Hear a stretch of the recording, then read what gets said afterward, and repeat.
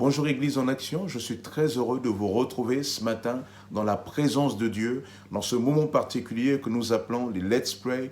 Let's Pray, c'est un temps que nous voulons prendre à part d'abord pour louer le Seigneur, écouter la parole de Dieu et enfin pour intercéder les uns pour les autres et aussi pour le pays.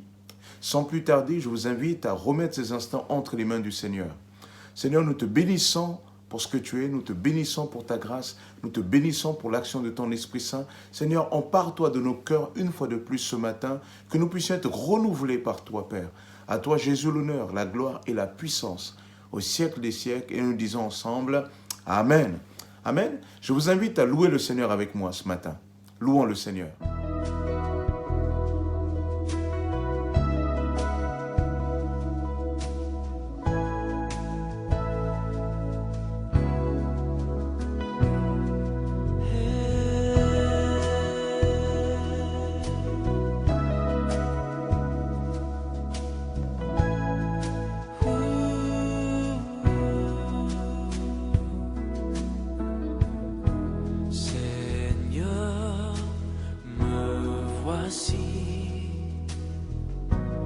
Assoiffé de ta présence, Père, entends mon cri, celui de la délivrance. Je veux ta rivière, je veux ton amour, afin de devenir semblable à toi, que ma coupe déborde, que mon cœur soit rempli, viens transformer ma vie, que ma coupe déborde de joie et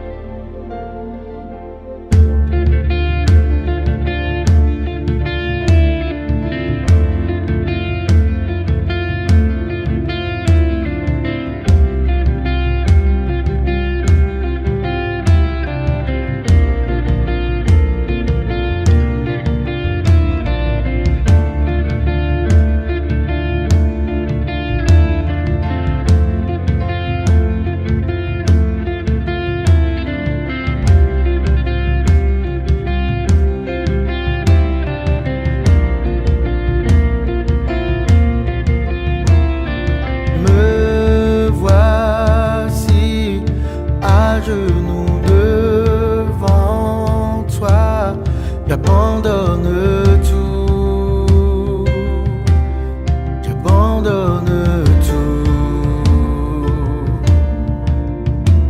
Mon seul désir, alors que tu m'attires, c'est d'être avec toi, c'est d'être avec toi. Je m'abandonne.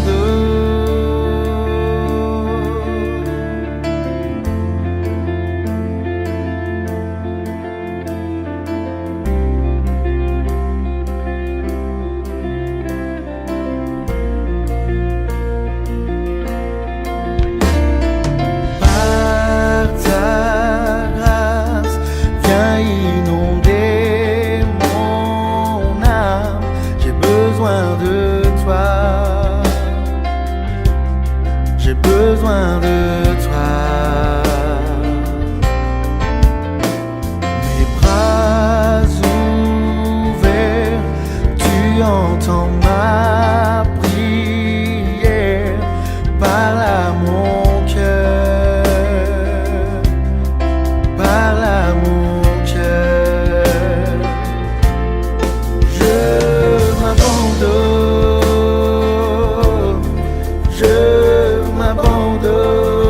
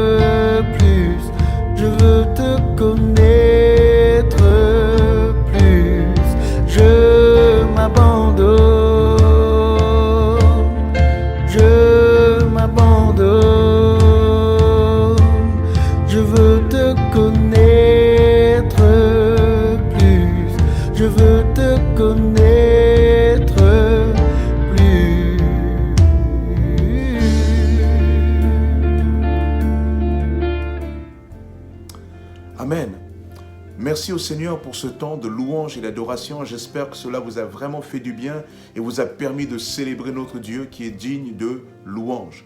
Nous allons ouvrir la parole de Dieu dans l'évangile de Jean au chapitre 1, verset 14. Évangile de Jean, chapitre 1, verset 14. Et la parole s'est faite homme, elle a habité parmi nous, pleine de grâce et de vérité, et nous avons contemplé sa gloire, une gloire comme celle du Fils unique venu du Père. Amen. Ce matin, nous poursuivons notre série sur les 4 vérités fondamentales concernant Noël. Pour certains, Noël, c'est la fête, c'est les retrouvailles en famille, c'est le shopping, c'est les décorations, mais la Bible a un autre regard sur Noël. Nous avons vu la dernière fois que Noël, c'est d'abord l'expression de la compassion de Dieu. La compassion de Dieu, c'est la capacité que Dieu a de se laisser toucher par notre situation. Aujourd'hui, nous voyons Noël comme l'expression d'un Dieu qui est avec nous. D'ailleurs, le nom de Jésus signifie « Dieu est avec nous », Emmanuel. Donc, oui, Dieu est venu en Jésus-Christ habiter au milieu des hommes pour les sauver. C'est cela, Noël. Noël, c'est le Christ Jésus qui naît au milieu des hommes. C'est la parole de Dieu incarnée qui naît au milieu des hommes, qui vient habiter au milieu des hommes. Pourquoi? Parce que Dieu, lorsqu'il est touché par notre situation, il ne reste pas dans son ciel de gloire, mais il descend au milieu de nous pour être avec nous. Le Dieu compatissant est un Dieu qui, touché, vient habiter au milieu de nous. J'aimerais juste vous rappeler que lorsque Dieu vient habiter au milieu de nous, c'est comme l'image de l'Ancien Testament du tabernacle qui était dans le désert avec le peuple d'Israël. On dit souvent que Dieu est venu tabernacler avec nous. Ça veut dire que Dieu n'est pas venu pour habiter avec nous, pour rester ici avec nous, mais Dieu est venu pour habiter au milieu de nous, pour nous conduire bien plus loin, pour nous emmener dans la présence du Père. Le tabernacle évoque la tente de la rencontre. Une tente, c'est un logement provisoire. La preuve en est, c'est qu'après la tente de la rencontre, Salomon va construire le temple en dur. Donc, ici, il y a l'image d'un Dieu qui vient en quelque sorte habiter au milieu de nous, mais son but n'est pas de nous garder dans notre condition sur cette terre, mais de nous amener dans sa présence au ciel. Dieu est venu habiter provisoirement au milieu de nous pour nous amener dans des demeures éternelles. Noël, Dieu est avec nous. Dieu veut nous dire qu'il veut habiter avec nous. En Apocalypse 3:20, Jésus dit « Voici, je me tiens à la porte et je frappe. Si quelqu'un entend ma voix et ouvre la porte, j'entrerai chez lui, je souperai avec lui et lui avec moi. » J'aime cette image du souper qui exprime que Dieu ne veut pas simplement être à côté de nous, mais Dieu veut réellement communion avec nous. Et lorsqu'on parle du souper, lorsqu'on parle du repas, on parle de la convivialité, on parle de l'échange, on parle du rire, on parle du partage. Et c'est ce que Dieu veut faire avec nous. Amen. Et donc, ce Dieu-là n'est pas simplement le Christ, le Messie, loin, mais Jésus est aussi Emmanuel, Dieu avec nous. Il n'y a aucune raison pour quiconque ce matin, particulièrement pendant ces périodes de Noël, d'avoir ce sentiment de se conforter dans cette idée de solitude, alors que la Bible nous dit que Dieu est venu en Jésus habiter au milieu de nous et avec nous. Amen. Amen. Noël, Dieu avec nous. L'incarnation exprime l'idée que Dieu est avec nous là où nous sommes en détresse, là où nous sommes en souffrance. Pourquoi? Parce que le texte biblique dit « la parole a été faite chair ». La parole est devenue chair, pourquoi? Parce que le péché nous a atteints dans notre chair. Et c'est-à-dire qu'en cette période de Noël, Dieu veut être avec toi, particulièrement là où tu es dans la souffrance, là où tu as mal, là où tu ne sais pas comment faire, là où tu es dans la détresse. Dieu veut être particulièrement avec toi. Amen. Dieu avec nous. Dieu vient là où nous souffrons. D'ailleurs, les gens du temps de Jésus ne comprenaient pas pourquoi Jésus allait vers les gens de mauvaise vie. Et Jésus exprimera en Luc 5:30 que c'est les malades qui ont besoin de médecins et pas les autres. Et donc, nous devons nous dire que là où je suis dans la souffrance, là où je suis dans la détresse, Dieu est avec moi. Amen. Et je vous le disais encore, il y a là un enseignement. Dieu veut que nous allions là où les gens sont dans la souffrance. Et pas toujours chercher à les amener dans nos locaux, mais à nous d'aller vers ces personnes. Je sais bien que beaucoup de ces choses, j'ai eu souvent à le dire, mais ces choses doivent prendre une saveur particulière, un relief particulier en cette période de Noël. Noël, c'est l'expression de la compassion de Dieu. Dieu se laisse toucher par notre misère, par notre souffrance. Et parce que Dieu se laisse toucher, deuxièmement, alors il vient au milieu de nous. Il vient pas simplement à côté, mais en nous. Il vient pour communier avec nous. Il vient pour échanger avec nous. Il vient pour partager avec nous. Il vient particulièrement là où nous sommes dans la détresse. C'est le sens de l'incarnation. Il vient là où nous sommes dans la détresse parce que c'est là qu'il y a notre souffrance. Amen. Alors, méditons ces choses-là. Et la parole s'est faite homme, elle a habité parmi nous, pleine de grâce et de vérité, et nous avons contemplé sa gloire, une gloire comme celle du Fils unique venu du Père. Amen. Et pour voir cette gloire, nous devons nous aussi, à notre tour, nous approcher de Dieu. Dieu est venu en Jésus, alors nous aussi, par la foi, nous sommes invités à l'accepter comme notre Seigneur et Sauveur. Que le Seigneur vous bénisse, que le Seigneur vous fortifie en cette journée. Dieu est avec vous. Tu peux avoir le sentiment que Dieu n'est pas là. Lorsque je suis allé à Abidjan, le journaliste me posait la question, il dit, mais pasteur, il y a des fois, on ne sent pas toujours que Dieu est avec lui. Je dis, eh bien, justement, tu as utilisé le bon mot, tu as parlé de sentir. Dieu, ce n'est pas d'abord le sentir, c'est le savoir au travers de sa parole qu'il est avec nous. Amen.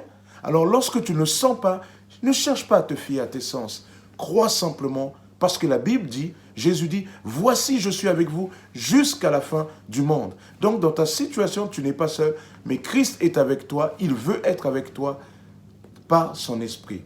Que le Seigneur te fortifie. Je vous invite maintenant à rentrer dans un temps de prière et d'intercession. De prière d'abord pour nous, par rapport à la parole de Dieu que nous venons de méditer ensemble, mais aussi par rapport à ceux qui nous entourent et enfin par rapport à notre pays.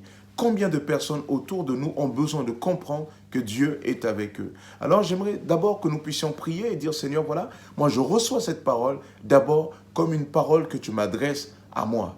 Amen. Prions. Seigneur, nous te bénissons, Père éternel, pour ta parole. Ta parole, elle est là pour nous faire du bien, pour nous dire que tu es avec nous, que nous ne sommes pas seuls. Et nous te bénissons, Père éternel, que ce matin, tu nous rappelles encore ces choses. Parce que tu ne nous abandonnes pas. Tu es avec nous et nous te bénissons, Jésus. À toi, Père, l'honneur, la gloire et la puissance au siècle des siècles. Amen. Amen. Que Dieu vous bénisse. Mais nous allons aussi prier, comme je le dis, peut-être il y a des personnes autour de nous, il y a des personnes autour de toi, dans ta famille, qui ont besoin d'entendre ce message, qui se voient comme complètement seuls et qui ont besoin de ton témoignage. Alors nous allons prier ce matin pour que véritablement le Seigneur te donne, là si tu dois aller au travail ou bien par Zoom ou bien au téléphone, pour que tu puisses être aussi, qu'il puisse créer les temps et les circonstances pour qu'il puisse recevoir ce message. Amen. Tu es d'accord avec moi? Que nous puissions prier, mon frère, ma soeur, pour ces personnes autour de toi, autour de nous, qui ont besoin d'entendre ce message d'un Dieu qui est avec nous. Seigneur, nous te bénissons, Père éternel, pour ses proches, pour nos voisins, Père éternel, pour ces collègues de travail que nous allons rencontrer en cette journée. Seigneur, nous te prions de les fortifier, mais plus que ça, de nous donner la parole qu'il faut, Père éternel, pour véritablement être des témoins de ta grâce. Tu vois toutes ces personnes qui, autour de nous, ont besoin d'entendre parler de toi. Je te prie de nous remplir de ton Esprit Saint, de nous donner les paroles, parce que, Seigneur, souvent nous ne savons pas quoi dire.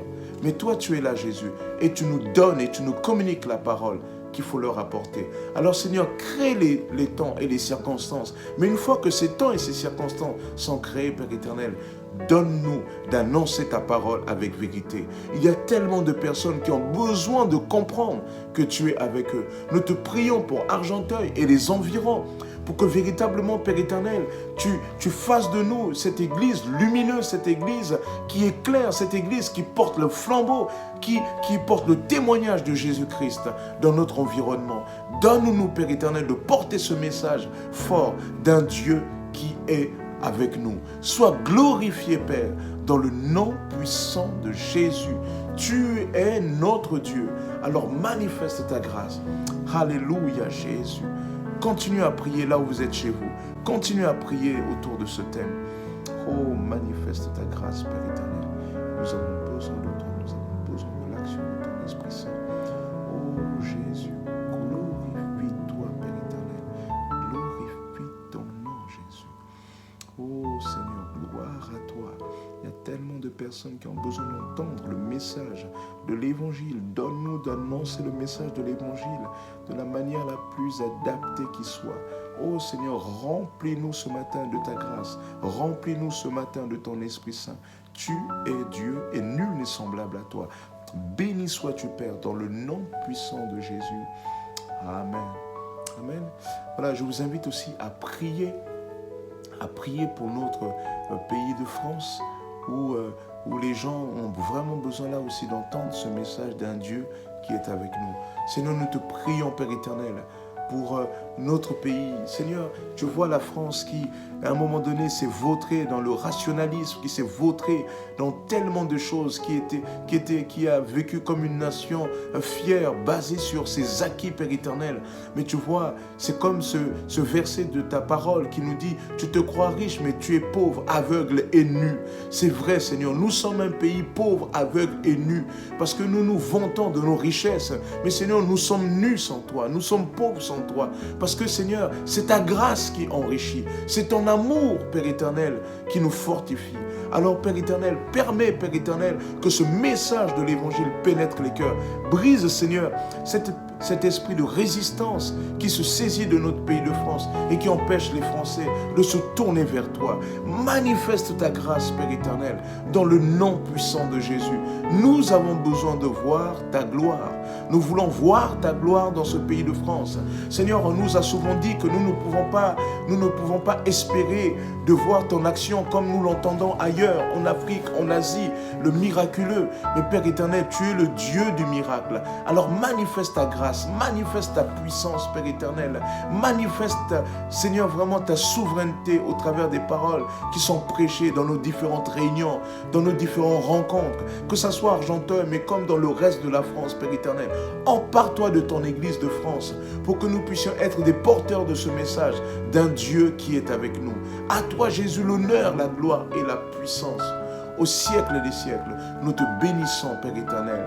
Seigneur, en cette période de Noël, nous te prions véritablement que personne ne se sente seul, mais que véritablement, Père éternel, chaque personne puisse se sentir environnée de toi, Père éternel. Oh, tu es Dieu, Jésus. Glorifie ton nom. À toi, Père, l'honneur, la gloire et la puissance au siècle des siècles. Et nous disons ensemble, Amen. Amen. Véritablement que le Seigneur vous fortifie, que le Seigneur vous encourage. Restez connectés en lui. Le diable voudra souvent vous détourner de la foi parce qu'il voudra vous faire ressentir. Mes frères et sœurs, si tu arrives à dépasser ce besoin de ressentir, mais à accepter, même quand ton cœur est comme froid, à accepter d'abord par la foi, tu vas sentir cette présence de l'Esprit qui va venir raviver ton cœur. Alors, en cette journée, lorsque vient l'adversité, même si tu ne sens pas Dieu, sache que Dieu est avec toi. Et c'est d'abord un acte de foi qui doit te conduire dans cette nouvelle dimension de Dieu. Que le Seigneur vous bénisse, que le Seigneur vous fortifie. Restez connectés en Jésus. Amen.